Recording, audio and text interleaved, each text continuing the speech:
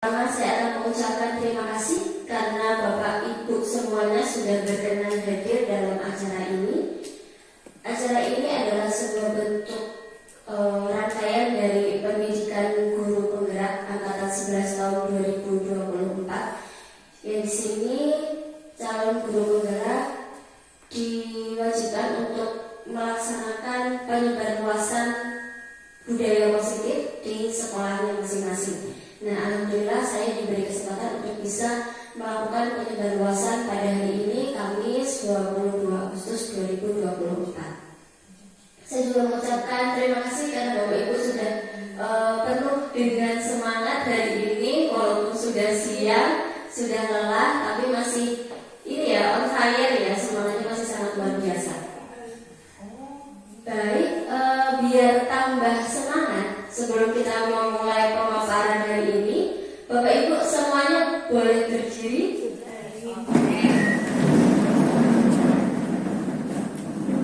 Kita mau tepuk-tepuk dulu biar tambah semangat. Namanya tepuk semangat. Jadi ada tepuk semangat versi baru yang nantinya harapan saya bisa menambah semangat ibu-ibu semua hari ini.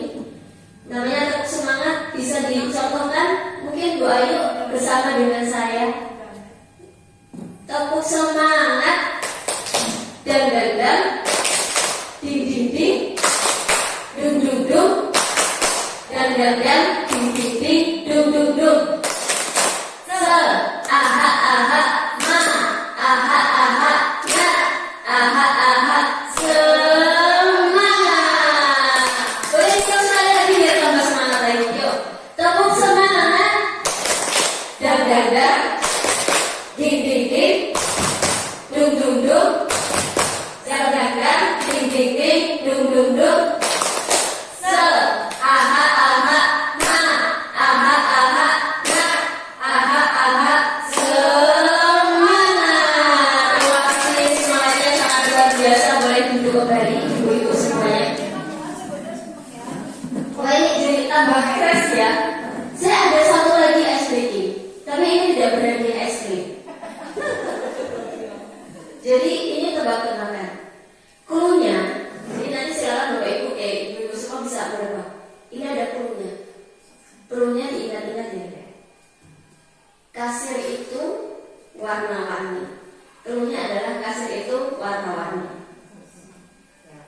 Kalau oranye ditambah ungu sama dengan 15, maka biru ditambah hijau sama dengan apa? Ini luar biasa. 70. Coba Bu Ruli ini jangan diberitahu dulu. Saya ulang lagi pertanyaan yang selanjutnya. Kasir itu warna-warni. Kalau oranye ditambah ungu sama dengan 15, kemudian biru ditambah hijau sama dengan 70, maka oranye ditambah hijau sama dengan berapa? Berapa? Oranye dan hijau jadinya berapa? Oranye dan hijau. Oranye dan hijau 25.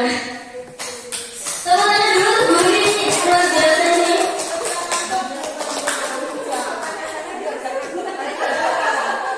Jadi gak ngantuk ya Bu Ruli? Sudah paham ya ibu-ibu? Kasir itu warna-warni. Kasir itu warna-warni.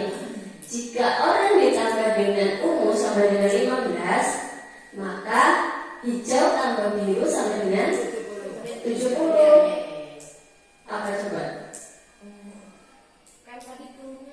Kasir itu warna-warni.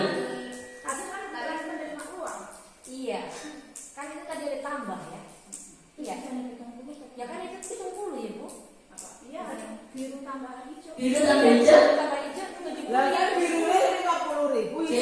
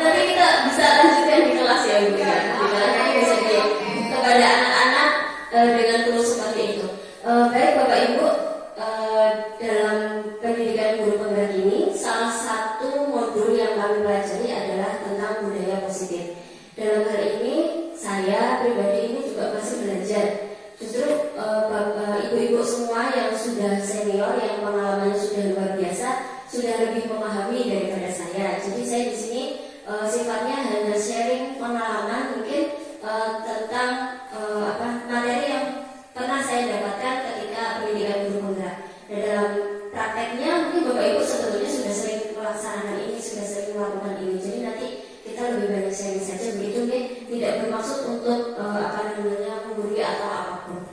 Gitu ya. Sebelum kita memulai kegiatan hari ini, alangkah lebih baiknya kita membuat kesepakatan terlebih dahulu agar dalam perjalanan kita nanti 1 jam akan lebih nyaman untuk kita laksanakan bersama. Mungkin dari Bapak Ibu silakan yang bisa memberikan masukan tentang kesepakatan kelas kita hari ini dalam forum diseminasi. Mungkin kalau saya tadi menuliskan hadir dengan senang hati, berarti saya hadir di sini bersama dengan ibu-ibu semua itu saya dengan senang hati, dengan semangat. Moga Bapak Ibu mungkin ada yang tambahan, silakan Ibu. Setelah hadir kita dengan senang, yang perlu kita harus jabat tangan dan salam. Jadi salam, salam. Ya, baik Bu Suki silakan.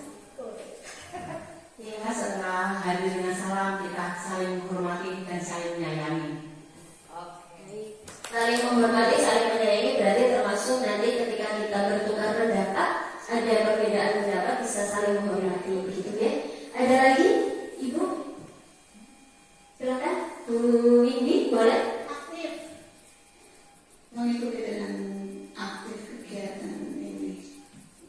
Mengikuti kegiatan dengan aktif. Ada lagi, Ibu? Ada, Bu. Silakan. Berpikir positif. Oh, tadi semangat karena ada itu tadi bukunya. Apa namanya? Berpikir positif. Berpikir positif. Silakan. Ada lagi? Ada lagi atau sudah cukup? Oh iya, baik. Bu Anita, silakan Bu Anita. Apa masih terbayang kasir warna-warni? Saya masih terbayang. Iya, aku saya merah lima Jakarta. Sapa dan santun. Sapa dan santun. Sapa dan santun. Baik, sapa dan santun. Berarti nanti ketika menyampaikan pendapat dengan bahasa yang santun begitu nih ibu-ibu. Apa ada yang ditambahkan atau sudah? Sudah cukup. Jadi kesepakatan forum diseminasi kita pada hari ini yang pertama hadir dengan senang hati, salam, sapa dan santun, kemudian saling menghormati, saling menyayangi, aktif dalam mengikuti kegiatan dan berpikir positif. Baik, berarti sudah siap untuk memulai ya? Ya, sudah siap untuk memulai.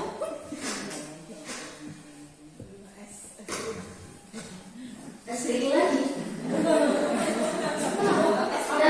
Nanti kita tes breaking di tengah-tengah ini. Nanti ada lagi yang flow-nya berbeda. Pembelajaran kita mulai dengan pembelajaran paradigma baru.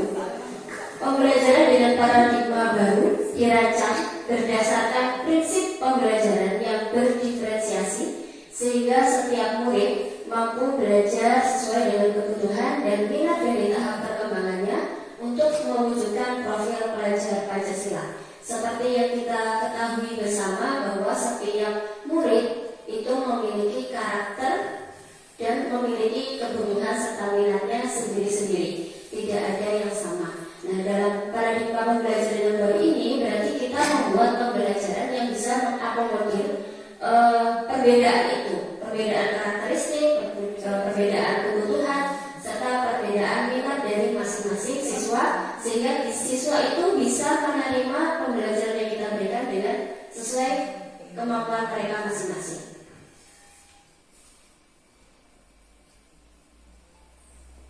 Seorang guru yang baik, kita semua adalah guru yang baik ya ibu-ibu. Seorang guru yang baik harus memiliki kemampuan dalam mewujudkan budaya positif di sekolah. Budaya budaya positif. Menurut ibu-ibu, ketika kita mendengar kata budaya positif, yang terpikirkan atau yang terbayangkan apa tentang budaya positif? Ibu Yusi mau Hal-hal yang baik. hal-hal yang baik. Ada lagi pendapat? Sudah. Jadi menurut Bu Yusi betul, tepat sekali, budaya positif itu adalah hal-hal yang baik. Berarti kita sebagai seorang guru itu harus memiliki kemampuan untuk mewujudkan budaya atau hal-hal baik yang ada di sekolah kita. Yang ada di sekolah itu kan jelas, ada guru, ada siswa, kemudian ada kepala sekolah, ada staf tata usaha dan yang lainnya. Tapi dalam hal ini kita berfokus kepada peserta didik atau murid. Jadi kita sebagai guru itu harus bisa berusaha untuk mewujudkan budaya positif di lingkungan SMP Negeri 2 Pejaguan. Nah, ini berdasarkan materi yang kami terima ketika pendidikan guru penggerak. Budaya positif itu dapat dikembangkan melalui 6 hal. Yang pertama adalah disiplin positif. Yang kedua, motivasi perilaku manusia. Yang ketiga, keyakinan kelas atau sekolah. Yang keempat, 5 posisi kontrol guru. Yang kelima, 5 kebutuhan dasar manusia. Dan yang terakhir adalah segitiga restitusi.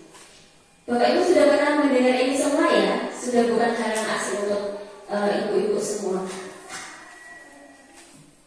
Nah, kita mulai dengan yang pertama tentang disiplin positif. Apa sih disiplin positif itu? Monggo silakan, ada yang mau menyumbangkan pemikirannya? Silakan. Disiplin positif itu yang seperti apa ya? Bu Hermi mungkin, Pak Guru ini boleh. Pembiasaan yang biasanya dilaksanakan di hari Jumat, bisa kebersihan, tadarus, olahraga dan sebagainya. Baik, terima kasih luar biasa sekali untuk Bu Ruli. Tepuk tangan yang luar biasa untuk Bu Ruli. Ya, ini berpendapat langsung cus gitu ya. Jadi betul, budaya positif yang disampaikan Bu Ruli salah satunya itu adalah pembiasaan setiap hari Jumat. Betul seperti yang kita ketahui bersama bahwa di SMP Negeri 2 Pejaguan itu ada pembiasaan setiap hari Jumat. Ada 3 macam pembiasaan: Jumat bersih, Jumat sehat, Jumat ibadah. Nah, itu adalah kegiatan-kegiatan yang positif yang menjadi salah satu contoh dari disiplin positif yang dikembangkan di SMP Negeri 2 Pejaguan. Terus, nah, secara umum, pengertian secara umum, disiplin positif adalah suatu pendekatan untuk menerapkan disiplin diri dalam diri anak, bukan karena ada hukuman, paksaan, pujian, dan hadiah. Nah, tadi seperti yang disampaikan oleh Bu Ruli bahwa adalah suatu pembiasaan. Nah, disiplin positif di sini ditekankan kepada kesadaran anak. Jadi anak itu sadar dari dalam dirinya, bukan karena ada hukuman, bukan karena ada imbalan, ataupun karena ada pujian, paksaan, dan lain-lain. Jadi mereka melakukan ini murni dari dirinya sendiri, ingin melakukan sesuatu yang baik, kebiasaan-kebiasaan baik, kebiasaan-kebiasaan baik yang tumbuh dari dalam dirinya. Disiplin positif lebih ke arah disiplin diri yang dapat mengontrol diri dalam melakukan segala tindakan. Jadi kalau di dalam dirinya sudah tumbuh disiplin positif, maka dia bisa mengontrol tindakannya. Jadi tindakan yang dia lakukan, yang keluar dari dalam dirinya itu adalah tindakan-tindakan yang positif, yang memang berasal dari dirinya sendiri. Jadi misalkan berangkat sekolah gasik atau awal tidak terlambat itu bukan karena ada hukuman, bukan karena nanti kalau terlambat ada hukumannya, tapi memang karena saya sekolah harus mematuhi jam sekolah, jam 7 harus sudah sampai sekolah, berarti jam 7 datang ke sekolah karena memang memiliki tanggung jawab dan kesadaran. Jadi bukan karena ada hukuman. Kemudian yang kedua, disiplin positif mengajarkan anak bertanggung jawab dan menumbuhkan kesadaran diri berdasarkan nilai-nilai kebajikan. Nah, ini yang kedua.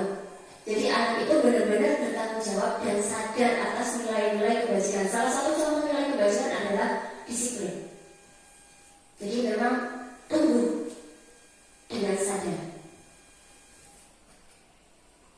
Nah, ini adalah nilai-nilai kebajikan universal yang bisa tertuang di dalam profil pelajar Pancasila. Dimensi pelajar Pancasila ada berapa, Ibu? Ada 6. Apa saja? Bisa disebutkan? Beriman, bertakwa kepada Tuhan Yang Maha Esa, berakhlak mulia. 2. Berkebinekaan global. 3. Gotong royong. 4. Mandiri. 5. Kreatif. Dan 6. bernalar kritis. Terima kasih Bu Ayu, luar biasa. Betul, ada 6 dimensinya. Seperti yang tadi sudah disampaikan oleh Bu Ayu, beriman, bertakwa kepada Tuhan, dan berakhlak mulia, kemudian berkebinekaan global, gotong royong, mandiri, kreatif, dan bernalar kritis. Ini adalah dimensi-dimensi yang kita harapkan bisa tumbuh di dalam diri murid-murid kita. Ya, jadi kita berusaha untuk bisa membantu anak-anak untuk bisa menumbuhkan 6 dimensi dari profil pelajar Pancasila ini. Nah,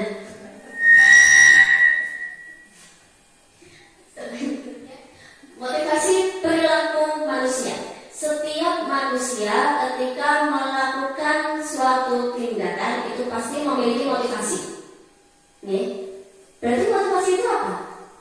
Semangat. Motivasi itu adalah semangat, betul. Dorongan, alasan.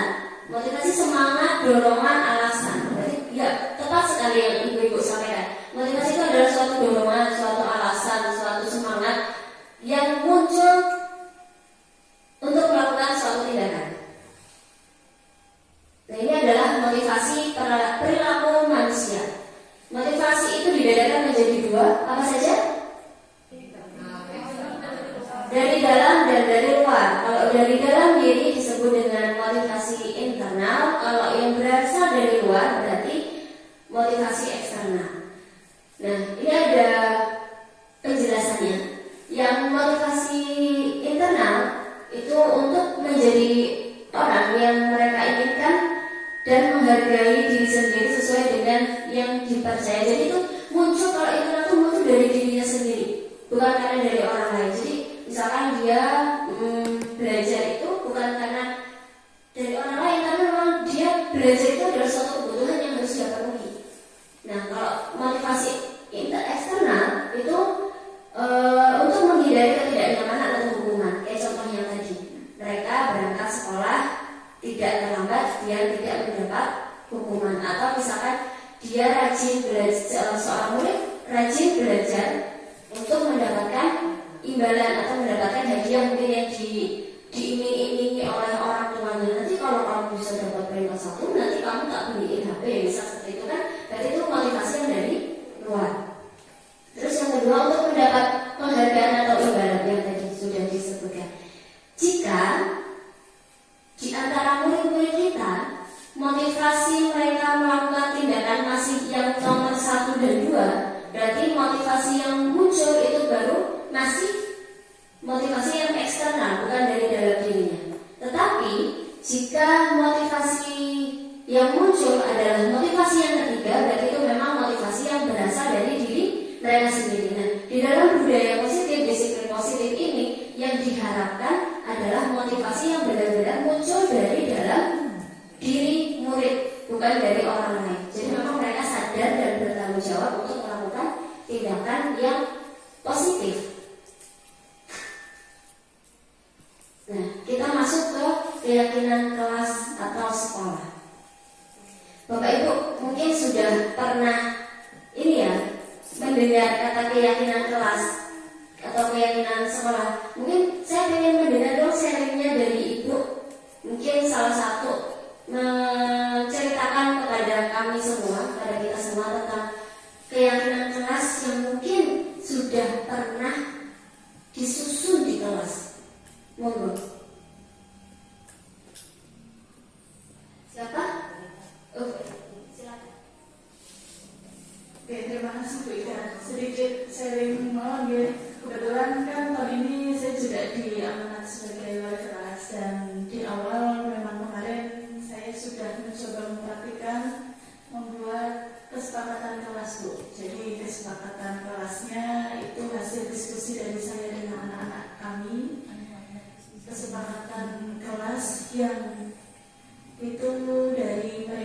usulan dari mereka yang sekiranya bisa dilakukan dan itu berhubungan dengan kehidupan sehari-hari anak-anak. Seperti contohnya tadi masuk sekolah tepat waktu, kemudian melaksanakan piket kelas dan menjaga kebersihannya. Salah satu contohnya seperti itu. Kesepakatan yang sudah saya buat bersama anak-anak saya. Terima kasih sekali Bu Elvi atas sharing pengalamannya tentang keyakinan kelas. Jadi keyakinan kelas ini memang dibuat bersama-sama dengan siswa di kelas yang disepakati oleh seluruh warga kelas, anggota kelas. Mengapa keyakinan kelas? Mengapa tidak peraturan kelas? Ini yang bisa menjawab nanti ada hadiahnya. Monggo.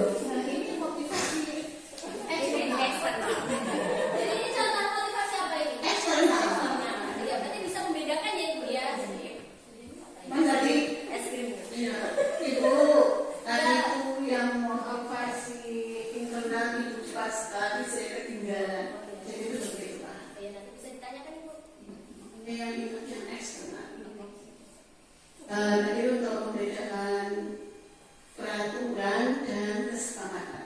Kalau peraturan itu cenderung ada sanksi, itu satu dibuat oleh, bukan dibuat bersama-sama, tapi berpusat pada satu orang dengan konsekuensinya itu ada sanksi. Sedangkan kalau kesepakatan kita buat bersama-sama, konsekuensinya juga bersama-sama. Itu. Terima kasih Bu Widi, nanti hadiahnya bisa diambil di koperasi sekolah. Dengan warna merah dan hijau tadi.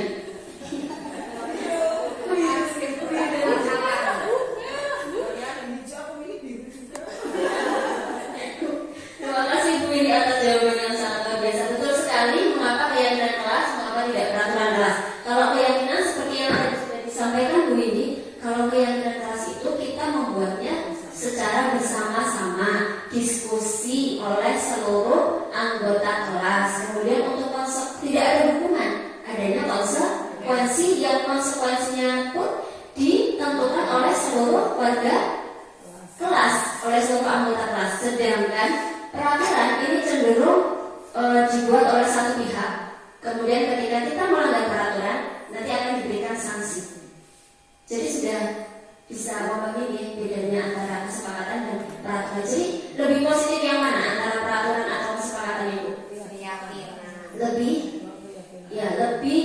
cenderung positif yang keyakinan kelas. Nah, ini ada pertanyaan pemantik. Mengapa kita memiliki peraturan tentang penggunaan masker dan mencuci tangan setiap saat? Mengapa? Ini satu-satu dijawab dulu nih. Oke, monggo siapa? Yang tinggi Bu ya, silakan.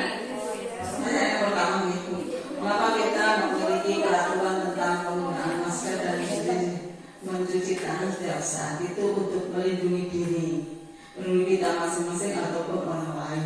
Contoh kalau penggunaan masker ataupun mencuci tangan, kalau untuk kita sendiri jelas kita untuk kebersihan diri kita. Kemudian untuk orang lain apabila kita mempunyai penyakit, contoh yang berkaitan dengan batuk, pilek, itu kalau kita tidak menggunakan masker cepat sekali untuk menular ke sebelah kita, tetangga kita atau teman duduk. Maupun tangan, kalau pas tangannya gatal-gatal terus tidak cuci tangan, orang lain juga akan cepat menular. Jadi intinya untuk melindungi diri. Baik, terima kasih untuk Bu Hajarin atas jawabannya. Jadi intinya pertanyaan pemantik yang pertama itu untuk perlindungan diri. Apa untuk melindungi diri kita. Kemudian pertanyaan pemantik yang kedua, mengapa kita memiliki peraturan tentang penggunaan helm pada saat mengendarai kendaraan roda 2 atau bermotor? Ini yang monggo yang perjalanan jauh ini bisa menceritakan. Kaitannya dengan kita wajib menggunakan helm itu yang pertama untuk keselamatan sendiri pribadi, karena keselamatan di jalan raya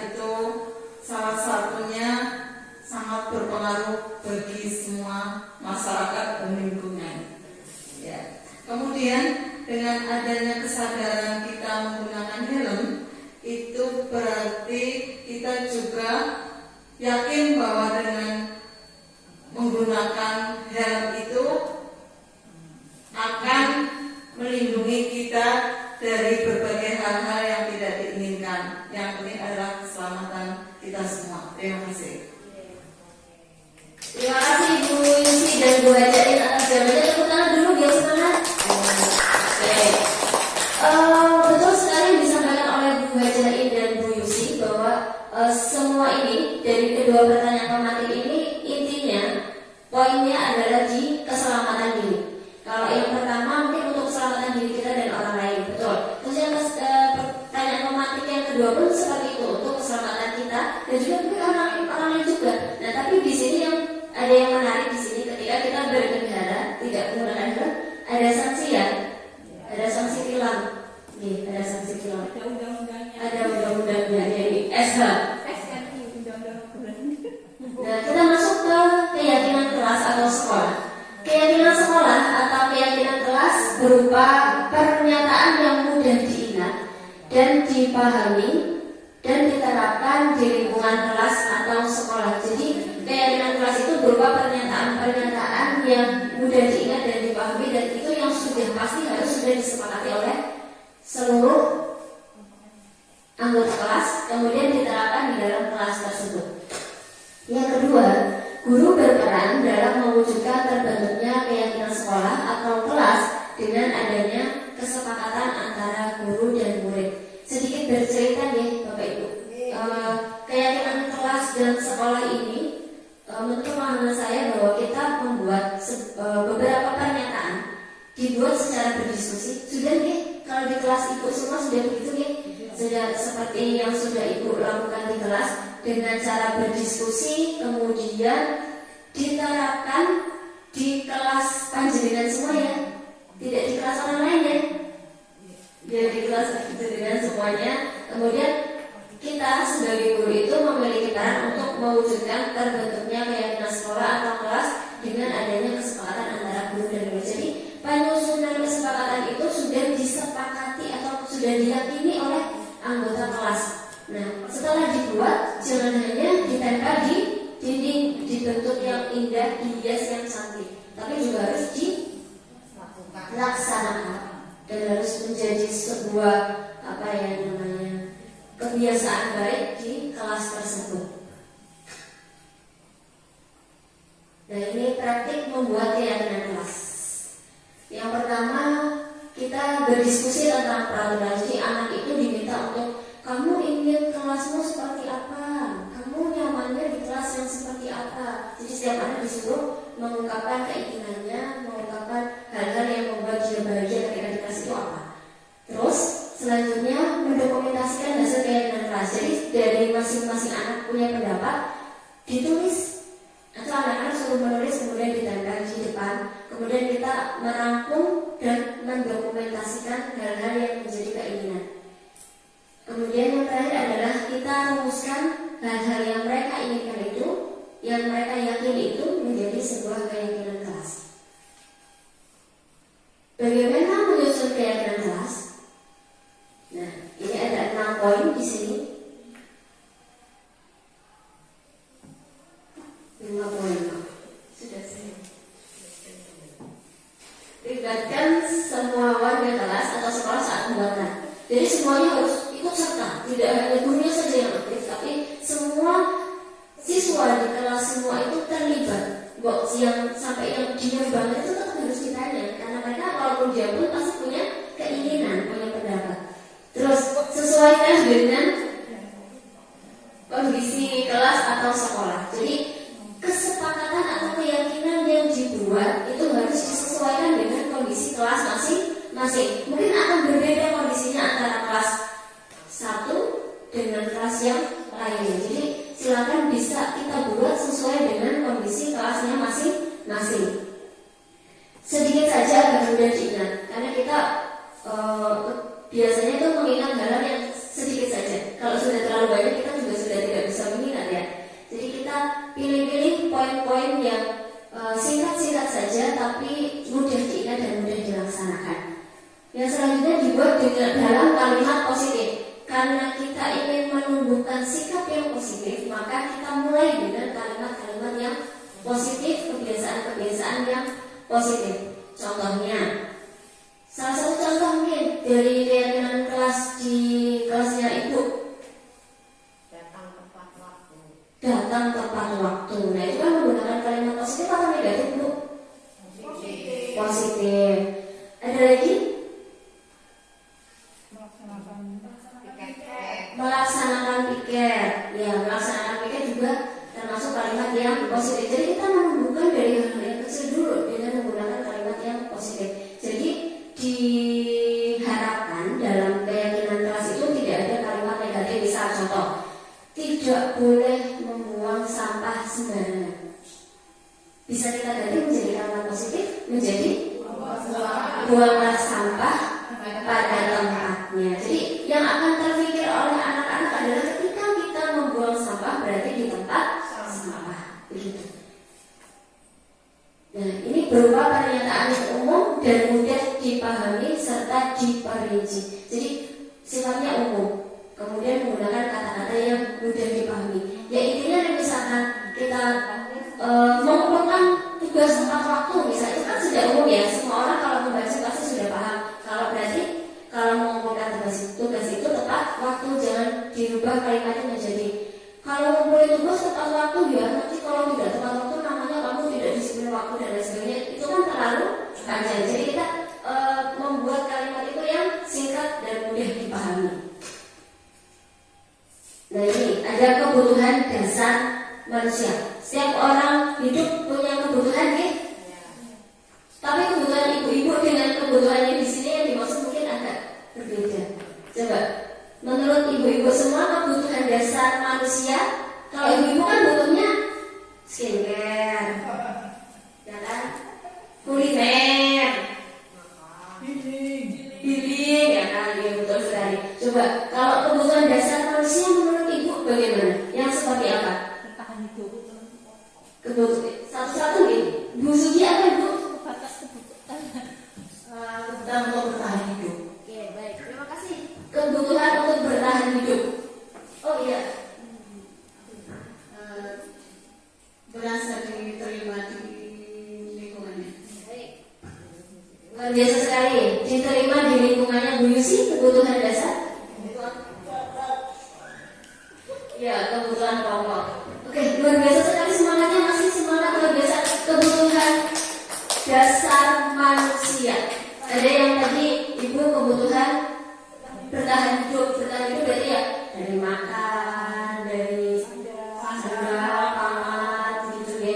Kalau Bu ini kebutuhan untuk dihargai, betul, diterima. Kita yang paling penting adalah kita bisa diterima di lingkungan kita, itu adalah kebutuhan dasar. Kalau kebutuhan itu tidak kita dapatkan, nanti kita juga tidak akan nyaman. Terus ada lagi satu tadi ibu, kebutuhan pokok. Pokoknya ya makan, minum, kebutuhan pokok manusia itu kan sandang, pangan, papan. Ya betul. Apakah yang tadi ibu-ibu sebutkan sudah ada di sini? Survei membuktikan? Oh bukan. Pernyataan ini adalah sebuah pernyataan. Ketika seorang murid, kita bisa sambil membayangkan murid kita yang istimewa itu. Ketika seorang murid melakukan suatu perbuatan yang bertentangan dengan nilai-nilai kebajikan atau melanggar kesepakatan, kita sambil membayangkan lebih dalam lagi dalam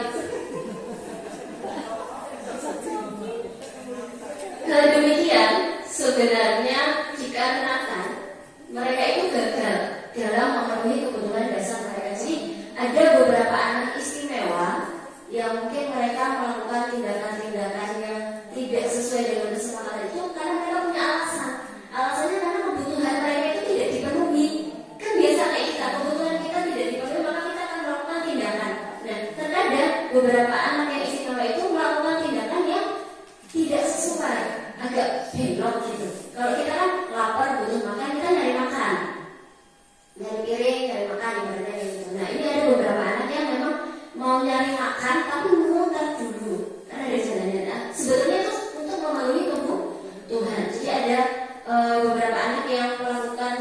tindakan yang tidak sesuai dengan kesepakatan, itu berarti karena ada kebutuhan yang tidak terpenuhi. Ya, ada kebutuhan yang tidak terpenuhi. Kebutuhan dasar manusia ini ada apa saja sih? Ini tadi surveinya. Betul, yang tadi disampaikan oleh ibu-ibu semua itu adalah kebutuhan manusia, kebutuhan dasar manusia. Nah, ini yang akan saya sampaikan ke Bapak Ibu semua. Ini adalah 5 kebutuhan dasar manusia yang kami terima dalam pendidikan guru tunggal. Mungkin tadi yang sudah disampaikan oleh ibu-ibu semua bisa masuk ke bagian yang mana ya? Kira-kira bertahan hidup. Ada 5 kebutuhan dasar. Yang pertama adalah kebebasan, kesenangan. Kebebasan tadi kita memiliki jiwa yang ingin bebas, tidak mau diatur. Ada manusia yang pengen diatur. Kamu harus ke sana, kamu nggak boleh, kamu ini harus ke sana, harus ke sana, harus ke sana. Tidak punya kebebasan, ada. Mau nggak? Kita punya kebutuhan untuk bisa bebas kan? Bebas, tapi masih dalam jalur yang benar. Terus kesenangan, kita pasti punya kesenangannya masing-masing. Ada yang suka film Korea, ada yang suka film Hollywood, ada yang suka film drama Cina.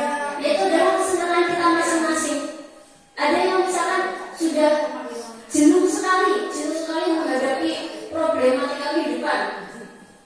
Jadi kita ngecasnya tuh gimana? Dengan cara misal kalau saya nonton drama Korea, misalnya gitu, itu kan berarti kita memenuhi kebutuhan kesenangan kita. Gitu. Terus kasih sayang dan rasa diterima. Nah ini yang mungkin kalau di anak-anak kita itu ada beberapa anak yang memang mereka kurang mungkin merasa bahwa dia kebutuhan kasih sayang dan rasa diterimanya itu kurang. Ya jadi sebetulnya tidak ada anak yang nakal, tidak ada. Yang ada hanya anak-anak yang kebutuhannya tidak terpenuhi. Terus ada penguasaan. Kita juga punya kebutuhan penguasaan. Terus selanjutnya adalah kebutuhan bertahan hidup. Bertahan hidup kan berarti dari makan, sandang, papan, pangan yang tadi sudah disampaikan oleh ibu-ibu semua. Kita lanjutkan atau mau SBY dulu? Lanjutkan. Oh mau bertanya? Gimana Ibu Indi? Untuk 5 kebutuhan dasar tadi itu yang 4 sudah ada contohnya. Tapi untuk yang nomor 4 belum diberi contoh penguasaan, jadi mohon untuk diberi penjelasan. Baik. Tadi belum ya, Bapak ya? Penguasaan itu maksudnya ini Bu. Jadi kita pasti punya sisi untuk bisa berkuasa. Kita pasti punya sisi untuk berkuasa. Misalkan aku juga pengen dianggap di kelas, oh ya, merasa paling kuat. Kita contoh penguasaan posisi di sini kita sebagai guru ya. Contoh penguasaan untuk seorang guru. Maaf Bu, mohon penjelasan untuk contoh penguasaan diterapkan dengan posisi kita sebagai guru atau wali kelas. Gitu. Baik, terima kasih Bu Lidi. Misal sebagai kita ya, anak-anak itu pasti punya kebutuhan untuk penguasaan berkuasa. Contoh dalam pemilihan ketua kelas. Pasti kan akan ada anak yang siapa yang ingin jadi wali kelas begitu, ketua kelas. Pasti kan akan ada yang ini ya, ada beberapa anak yang memang mereka memiliki jiwa kepemimpinan yang luar biasa. Nah itu juga harus kita penuhi. Misalkan ternyata dalam pemilihan ketua kelas itu dia tidak jadi. Dia mungkin kan anak kecewakan Ibu. Nah kita bisa alihkan untuk masih tetap berada di struktur kelas, tapi tidak menjadi ketua kelas. Bisa seperti itu. Terus ada lagi penguasaan. Aku pengen duduk di sini, pokoknya di sini, nggak mau di sana, nggak mau di situ, nggak mau di mana-mana. Pokoknya saya maunya di sini, kita datang. Nah ibaratnya, mungkin dia punya alasan Bu, kenapa kok mau di situ? Mungkin ingin lebih memperhatikan atau bagaimana lagi menguasai, pengen berkuasa. Aku pokoknya di sini gitu. Asalkan, jadi gini ya Bu, kebutuhan di sini semua itu yang arahnya adalah positif, bukan penguasaan berarti dalam arti negatif. Tapi penguasaan yang arahnya positif. Jadi kebutuhan yang positif bukan kebutuhan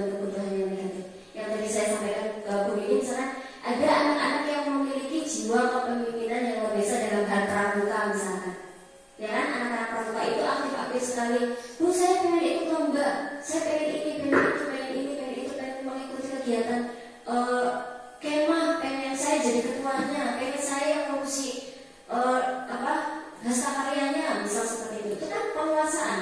Nah itu harus dipenuhi. Begitu. Bagaimana Bu ini?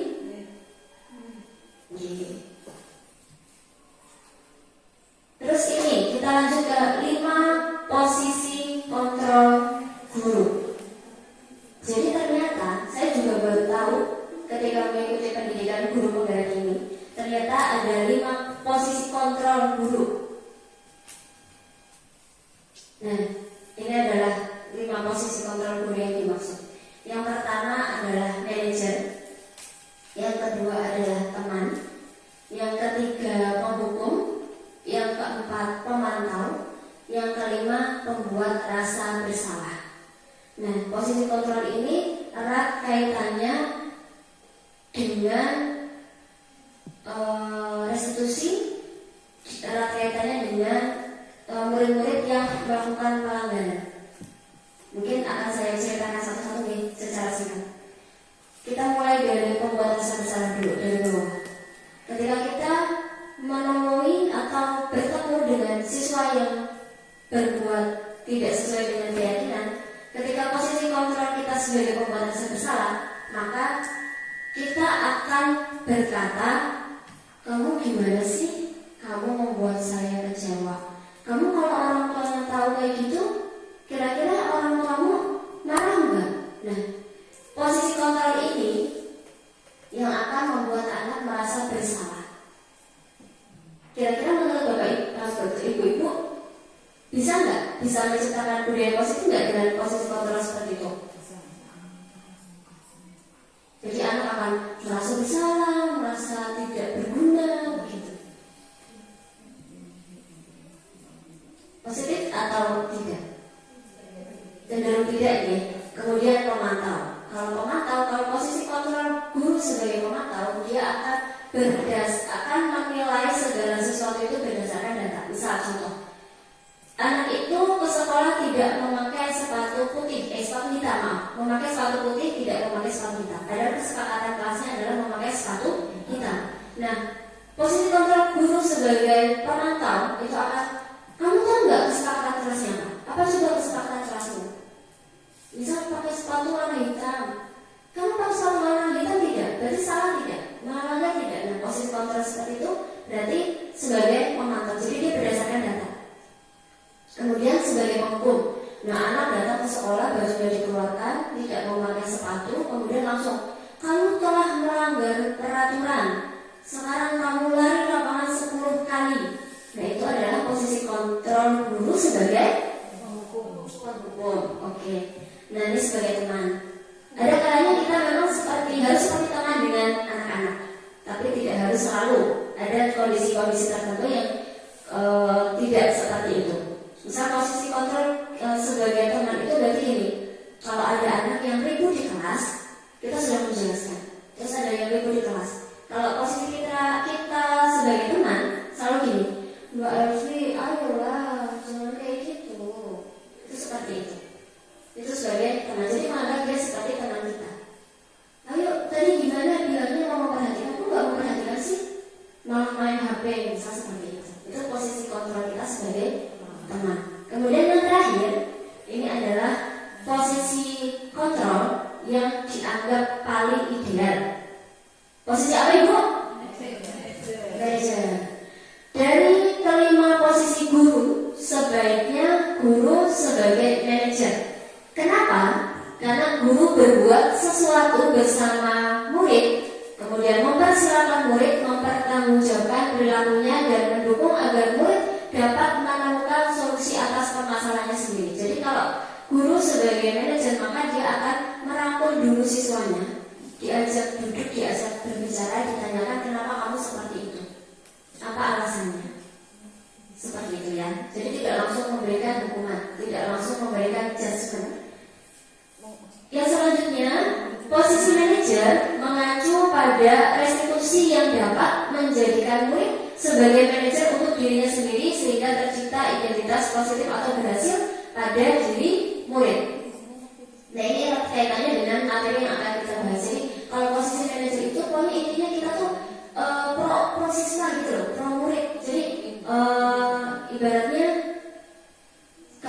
Pak, kamu kenapa kok begitu? Apa alasannya? Coba kita lihat dulu kesepakatannya sesuai tidak. Nah, terus kalau misalnya seperti itu, apa yang akan kamu lakukan? Jadi seperti itu. Jadi ketika siswa mendapat suatu permasalahan atau tidak sesuai, maka solusi-solusi itu tuh akan dari siswa sendiri, bukan dari data, bukan dari hukuman ataupun dari yang lain. Nah, kita masuk ke segitiga restitusi. Ibu-ibu sudah pernah mendengar kata segitiga restitusi? Sudah. Segitiga restitusi itu erat kaitannya dengan penyelesaian masalah. Ini juga hampir-hampir mirip dengan proses konseling yang dilakukan oleh guru BK. Mungkin ada satu guru BK di sini yang sangat luar biasa. Senior kita. Bu In, monggo bisa berbagi pengalamannya. Jadi yang menurut saya itu segitiga restitusi itu adalah suatu proses dalam menciptakan kondisi siswa untuk berbagi kesalahan mereka sehingga mereka bisa kembali ke hal yang baik dengan karakter yang baik dengan menyadari sendiri. Jadi di sini anak bisa menyadari kesalahannya, kemudian bisa memperbaiki diri. Gitu. Jadi prosesnya itu. Baik, terima kasih, betul sekali yang disampaikan Bu Hajanin, karena segitiga restitusi itu hampir sama dengan proses konseling yang sudah biasa dilakukan oleh Bu Hajanin. Apa sih segitiga restitusi itu? Nah, segitiga restitusi adalah sebuah proses menciptakan kondisi bagi peserta didik untuk memperbaiki kesalahan mereka, sehingga mereka bisa kembali pada kelompok mereka dengan karakter yang lebih kuat. Jadi nanti ketika kita sudah melakukan segitiga restitusi, mereka akan kembali dengan karakter yang makin kuat, dengan karakter yang makin positif. Nah, ini adalah tahapan segitiga restitusi. Ada 3 seperti sisi segitiga. Yang pertama adalah apa? Coba dibaca bersama-sama biar tidak ngantuk. Yang pertama apa? Menstabilkan identitas. Oke, menstabilkan identitas. Yang kedua, validasi tindakan yang salah. Betul. Yang ketiga, wah, masih semangat. Ada 3, betul sekali. Tepukan dulu untuk kita semuanya. Ada 3 tahapan segitiga restitusi. Menstabilkan identitas. Nah, di menstabilkan identitas ini,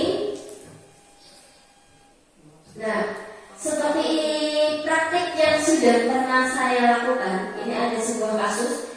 Ada seorang siswa yang dia tidak berangkat sekolah tanpa keterangan. Setelah dikonfirmasi kepada orang tua ternyata mengatakan bahwa anak tersebut berangkat sekolah tapi tidak sampai sekolah. Nah, kemudian setelah dilakukan proses atau tahapan segitiga restitusi, ini tahap yang pertama menstabilkan identitas. Saya mengatakan bahwa wajar bahwa seseorang itu pernah memiliki kesalahan, pernah melakukan kesalahan. Kemudian tahapan yang kedua, validasi tindakan yang salah. Saya mengatakan kamu pasti punya alasan, karena ketika anak melakukan sesuatu itu pasti kan punya alasan. Nah, itu ada di tahap validasi tindakan yang salah. Kamu pasti punya alasan kenapa kok kamu kayak gitu. Jangan langsung menjudge, tapi ditanyakan dulu, pasti kan punya alasan. Kenapa sih kok kamu nggak masuk sekolah? Nah, setelah saya tanya, ternyata karena dia sudah terlambat dan tidak berani masuk kelas. Jadi dia memilih untuk saya mau pulang aja, tapi karena pulang ke rumah juga takut sama orang tua, jadi dia akhirnya mampir di suatu tempat. Terus kemudian yang terakhir, tahapan yang terakhir adalah menanyakan keyakinan kelas. Nah, itulah kenapa keyakinan kelas itu penting, karena dengan keyakinan kelas maka kita bisa melakukan segitiga restitusi, karena di situ ada tahapan menanyakan keyakinan kelas. Nah, ini ada sebuah studi kasus. Ada sebuah kasus, saya bacakan. Anda adalah wali kelas 9 di sebuah SMP bernama SMP Pelindung. Suatu hari saat kegiatan belajar mengajar sudah selesai, Anda dihampiri oleh salah satu guru, yaitu Pak Anto. Guru tersebut menceritakan kejadian yang terjadi pada hari ini pada salah satu murid Anda, yaitu Fani. Pak Anto dan guru-guru lain merasa Fani berbohong. Saat guru-guru tersebut mengajar, Fani beberapa kali izin ke toilet. Pada awalnya guru-guru merasa biasa saja, namun dalam 1 jam pelajaran Fanny itu bisa beberapa kali izin ke toilet. Ketika ditanya alasannya, Fanny selalu bilang sembelit. Setiap kali Fanny izin ke toilet pun selalu diiringi dengan tawa dari teman-temannya. Saat ditawarkan untuk ke UKS, Fanny selalu menolak. Anda mengerti dengan situasinya dan akhirnya memutuskan untuk berbicara dengan Fanny. Keesokan harinya Anda meminta waktu dengan Fanny untuk diskusi dan mengklarifikasi laporan dari Pak Anto. Sudah bisa dipahami untuk kasusnya? Menurut ibu-ibu, kebutuhan dasar apa yang hendak Fanny penuhi? Kan tadi di awal sudah ada pembahasan bahwa setiap siswa yang melakukan suatu tindakan yang tidak sesuai itu karena ada kebutuhan yang tidak terpenuhi. Menurut ibu, monggo bisa berpendapat kebutuhan apa sih yang kira-kira tidak dipenuhi, yang hendak dipenuhi, yang pengen dipenuhi oleh Fanny? Terima kasih. Kayaknya mencoba menjawab Ibu. Ini kalau saya menebak, sepertinya Fanny ingin memenuhi kebutuhan yang kebebasan. Jadi sepertinya dia menghindar dari pelajaran Pak Anton. Jadi kebutuhan yang hendak dipenuhi Fanny adalah kebutuhan kebebasan tadi. Terima kasih jawabannya luar biasa dari Bu Elvi. Berarti Fanny ini kebutuhan kebebasannya yang tidak terpenuhi, maka dia beberapa kali minta untuk ke toilet. Ada pendapat lain?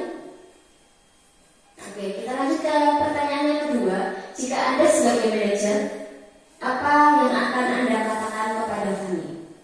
Kira-kira apa yang akan ibu-ibu katakan kepada Fanny? Manajer itu kan tadi kita menumbuhkan rasa tanggung jawab dari dalam diri murid. Kira-kira apa yang akan dikatakan? Kenapa setiap pelajaran saya kamu itu ke kamar mandi?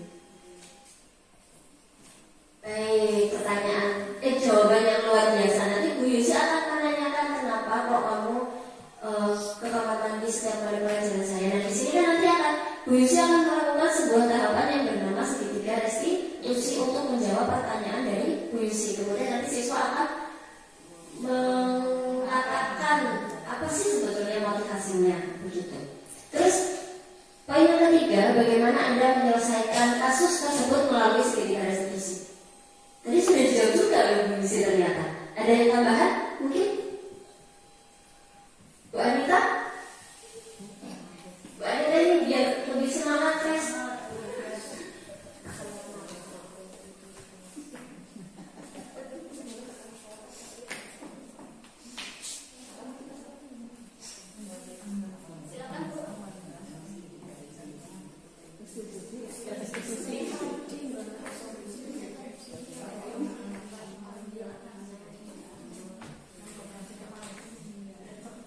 Juga tadi kasusnya di itu lagi. Di sini berarti Fanny itu izin setiap pelajaran Pak Anto itu izin ke toilet. Untuk penyelesaiannya, kita coba dengan memanggil Fanny. Kemudian seperti yang tadi disampaikan oleh Bu Yusi, dari setiap pelajaran Pak Anto, mengapa Fanny itu selalu izin ke toilet? Apakah ada sesuatu yang mengganjal di diri Fanny, atau ada sesuatu yang ingin disampaikan oleh Fanny atau kebutuhan dasar dari Fanny? Tapi itu tidak secara langsung apa sebenarnya yang Fanny butuhkan, apa yang sebenarnya Fanny inginkan, mengapa selalu izin ke toilet. Kemudian setelah itu, setelah Fanny, kita mengiring Fanny untuk memberikan alasan.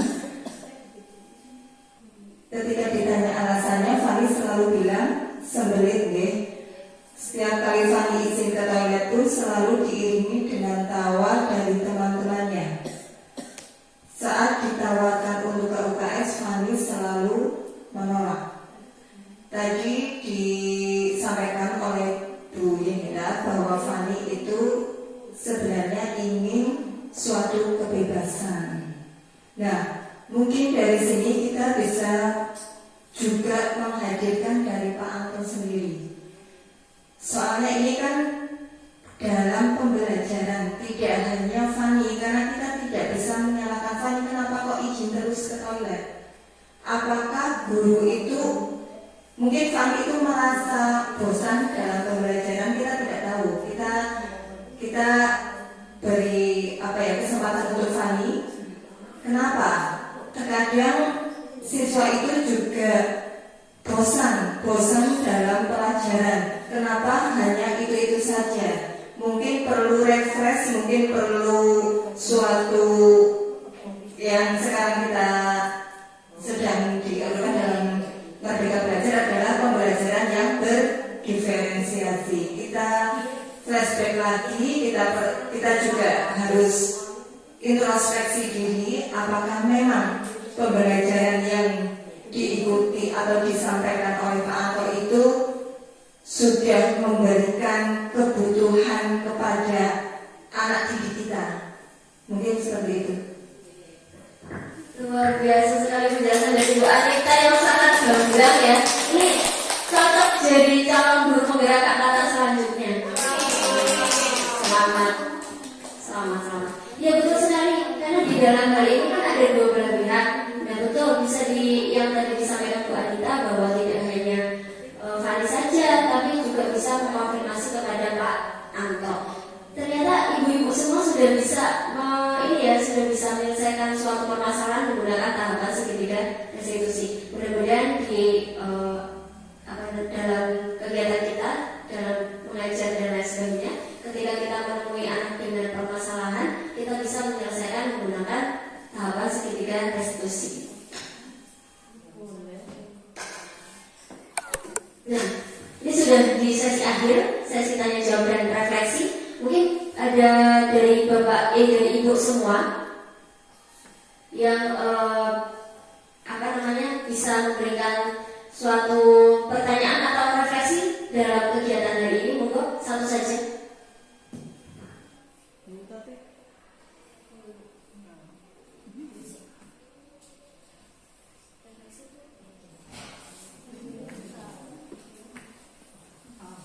Alhamdulillahirrahmanirrahim.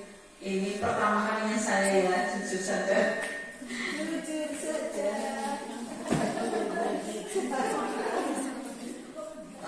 Dengan adanya seperti ini, jadi saya tahu bahwa dalam pembelajaran itu kita harus tidak sekalat saya, jadi harus lebih mendominan ke anak. Semoga nantinya dengan adanya guru penggerak dan calon guru penggerak akan lebih baik untuk saya belajar. Gitu. Terima kasih.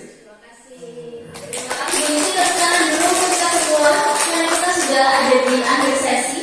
Terima kasih. Nah, sudah muncul terima kasih. Nah, terima kasih sekali atas segala atensi dan semangat Bapak Ibu semua hari ini, luar biasa sekali. Alhamdulillah. Alhamdulillah rangkaian kegiatan kita dalam penyebar luasan aksi nyata tentang budaya positif sudah selesai, sudah kita laksanakan dengan sangat baik. Dari Bapak Ibu juga terima kasih sekali atas segala perhatian dan alhamdulillah semuanya hadir secara utuh dalam forum ini. Ya, saya mengucapkan terima kasih untuk semuanya yang sudah berpartisipasi dalam